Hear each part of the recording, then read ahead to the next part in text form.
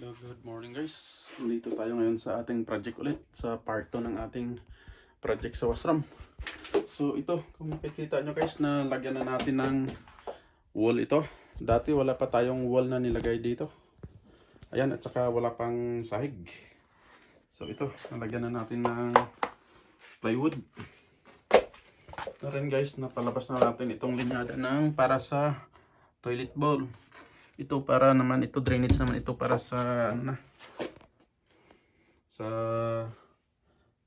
lavatory bowl. Tapos ito guys, isang special cut na lang para malagay natin yan. Maglagay tayo ng box. Ito may insulation na rin tayong nilagay dito. Yan. Tapos kung inyong makikita, may nilagay na tayo dito na ready for shower na ito. Itong 90, itong threaded. Maglagay na lang tayo dyan ng ano. Tapos itong linyada natin, may supply na water ito guys. Na i-connecta na natin dyan sa main source. Ayan yung copper wire, copper tube na yan. Yan, naidugtong natin. Tapos itong dalawa na ito na hose papunta rin dyan sa copper tube na dinugtong natin. Paakyat na yan sa ating washing machine guys. So ito abang yan para sa ating exhaust fan sa breather. So malapit na guys yung project natin. Ganyan na yung ano niya. So atrasan natin ng konti para inyong makita. Ayan, malaki-laki rin konti itong washroom na ito. Ayun o. Hanggang dito. Gawin sana nating bodega ito guys, pero sayang yung space. So gawin na nating washroom para yung dito, kasi may kwarto dito sa baba. Ayan.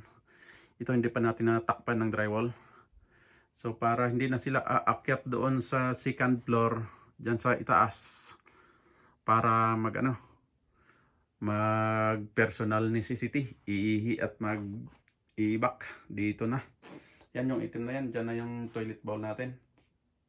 So yung itim na yan doon na ng ABS pipe para drainage na yan sa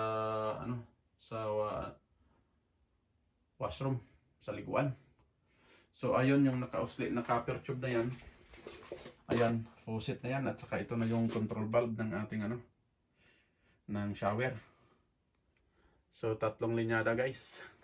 Tayo na lang yung gumagawa, solo-solo ang pagkatirada dito kasi pag magpalibor pa tayo ay sobrang mahal.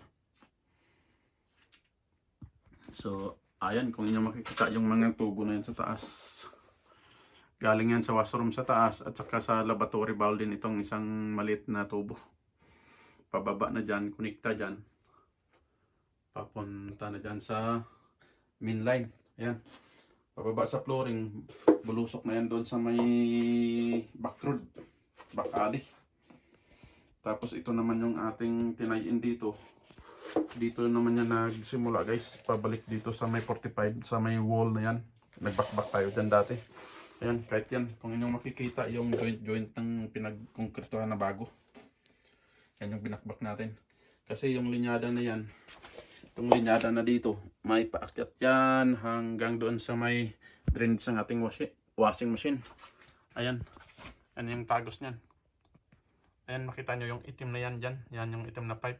At saka itong dalang linyada ng tubig. Andun yung washing machine sa taas. So hanggang dyan na muna yung natin guys, yung update natin sa part 2 ng ating washroom. Update tayo ulit sa sunod. God bless sa ating lahat. Bye bye.